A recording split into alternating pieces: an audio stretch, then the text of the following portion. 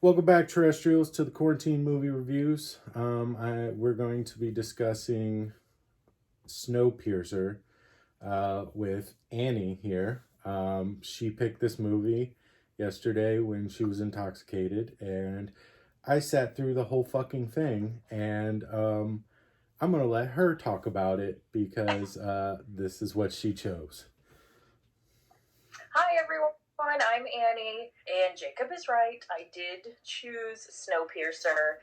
It is not that bad of a movie. It does have an interesting plot of, end of the world, trying to find a way to keep humanity.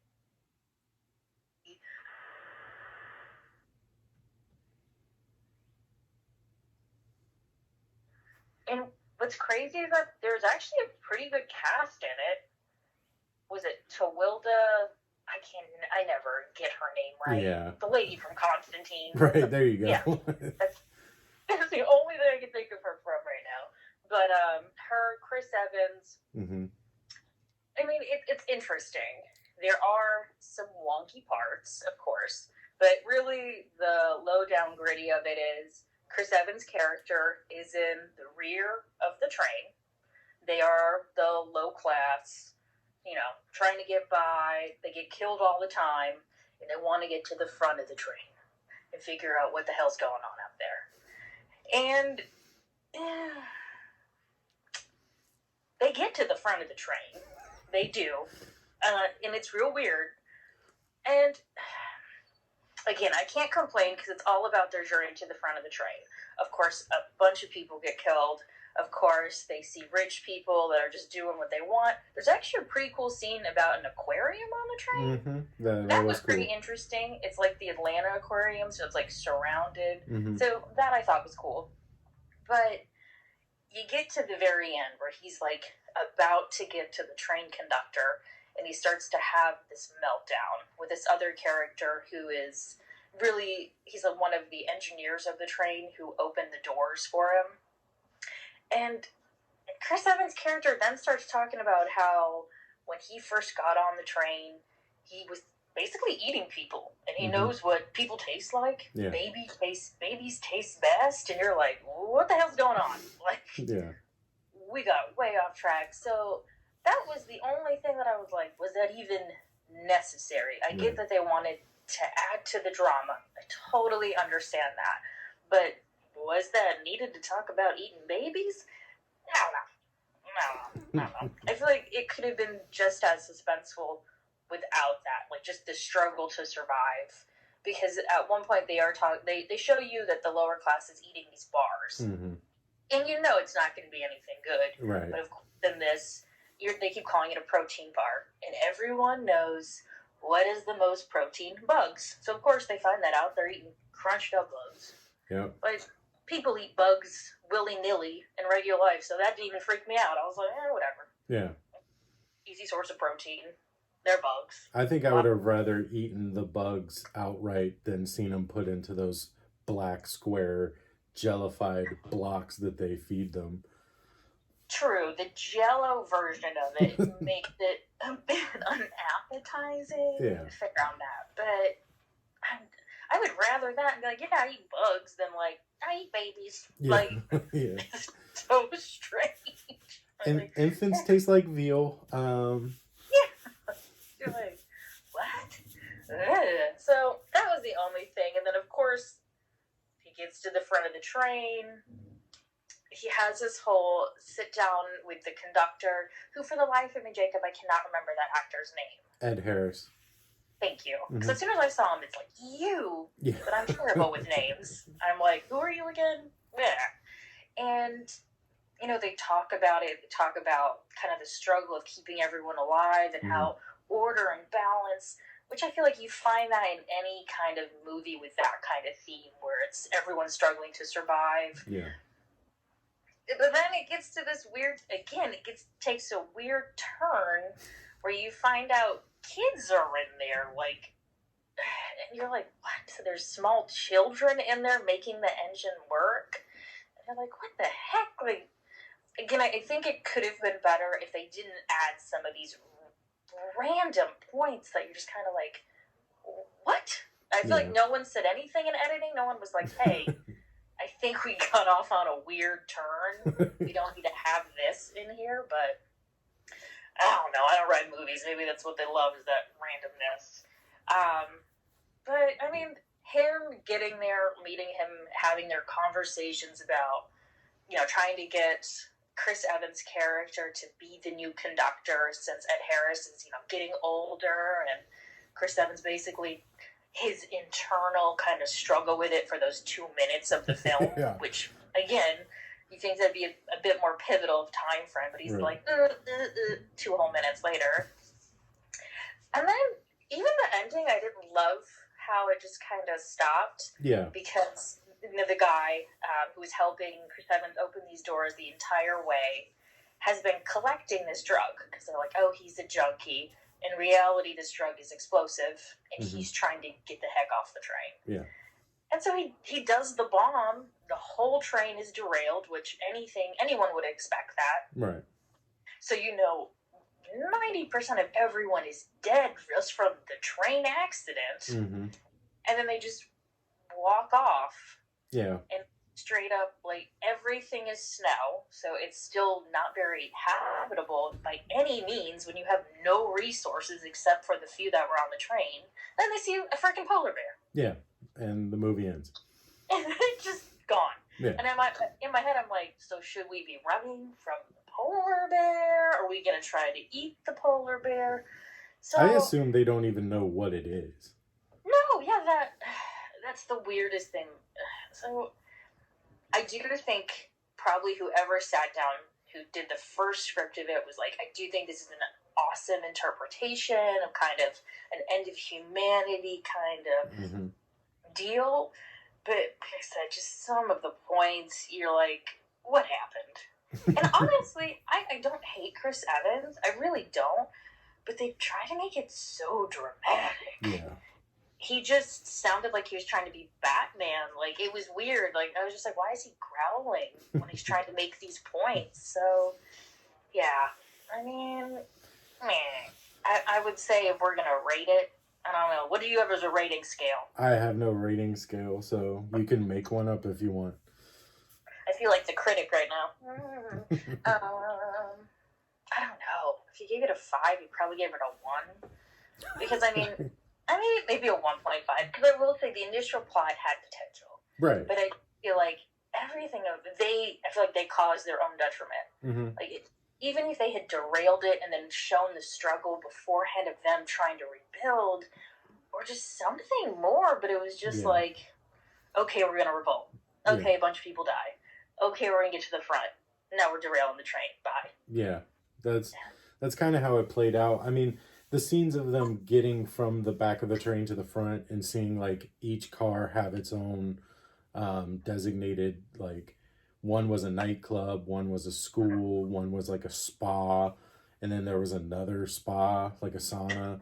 Like, they really, like, show each, like, class and how the first class lives, and then how shitty the life is of the back of the train. So that was all good with me. I enjoyed that sequence.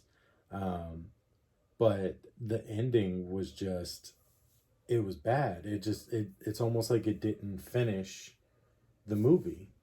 It was like somebody in the writer's room just kind of went, now there's a polar bear and fuck it, we're out of money. We paid Captain America all this fucking money to be dramatic, and, like, his close-up scenes were just unnecessary. She mentioned earlier with the baby eating, and then, like, this inner struggle on whether he's going to run the train or not, that took all of, like, a minute to figure out in his head, which I guess maybe that is kind of what the point was. Maybe they were trying to show him as, like, fuck that, I'm definitely about this back of the train life, I guess. But yeah, so I mean, the movie had great elements and it had potential to do more, but the ending, like, just really just fucked the movie, I guess, in my opinion, at least. No, I totally agree, because that But you're right with how cool the trains were, because just kind of seeing it grow, and of course, if you're at the back, you got nothing, you got shit. Right. Then you see all the spas, like I said, the aquarium, kind of everything with it. You're like, whoa, it's totally drastic. There's no middle. Either you're stupid rich or stupid poor. So that interpretation of it was really cool. But I just feel like they could have done more. Yeah. I mean, even if they didn't want to dive into the weird baby eatingness, like, I would have been totally fine with that. But, like, even just have more of a dialect with him and Ed, whatever his name is, just to be like, hey, this is more. Because I can't even think of another movie, but I know they're out there where they get to that pivotal character and they're like, well, let me show you. Oh, that's what I was thinking. Guardians of the Galaxy. For the second one, when he meets his dad lays it all out and tries to give him the spiel, and then you can really see the buy-in because it makes sense. Right. You can't have it for 2 minutes and then be like, oh, I don't know if I really want this. Like, no one would be like that. You'd be so skeptical. You'd be like, hell no. What the hell are you? Yeah. Not to mention there's a baby or a toddler inside the engine. I guess they didn't really even explain what he did. They just said he was necessary to keep the engine running. And he had handfuls of black goop. And I don't know if he's putting grease on the motor or taking grease off the motor or what. But there was also just a kid in a shelf. And I don't even want to go into what that kid was for. Because that was fucking creepy. And they never even explained what he did. Like, he got into a capsule. I don't know what that was about. Maybe he's supposed to be like the start of new humanity or something, even though he's not asexual and can't reproduce by himself. But he just gets in this weird like capsule thing and disappears. And they never talk about it again. They never explain what happens to the kid in the motor, like why he's in there. And Chris Evans sacrifices his arm to get it out. And then the kid, he's like one of 2 survivors in this entire movie. And, you've got this 15-year-old Asian girl and this little black kid, and they're supposed to restart humanity. I mean, I guess if that's what it comes down to, but they show earlier in the movie that the last people that tried to leave the train were frozen on a mountain, and they like pass it and they show homage to it or something, like, or make it a lesson, like, don't leave the train or this is what happens. So they turned around and left the train anyways, like, all because this fucking this junkie engineer saw the snow melt around a crashed plane. Like, okay, that's a lot to go off of. Or that's very little to go off of, I guess. But whatever. I mean, it's definitely interesting. But I will say, for that little boy who went in the capsule, whose dad lost his arm, I did think that was interesting how they showed that as a form of punishment. Since he was rebelling, you can stick your arm out, you can probably stick a leg out or whatever, and then froze it. Yeah. And then basically that I did say, I thought that was neat. I had not seen that before, and then, of course, when his arm came in all frozen, they just smashed it to pieces. So that was neat. That was cool. Nice, neat little touches. Yeah. And then the crazy shit. Yeah. It looks like somebody wrote a really good movie, and then the studio got a hold of it and was like, well, we need to add this, and obviously we need some baby eating stuff, and then it just looks like they just tore this guy's movie apart, and it took it from like a good decent movie back down to like, what the fuck am I watching? So I don't know. Would you recommend people watch it? You know what? I still would. Because I originally watched it when it first came out.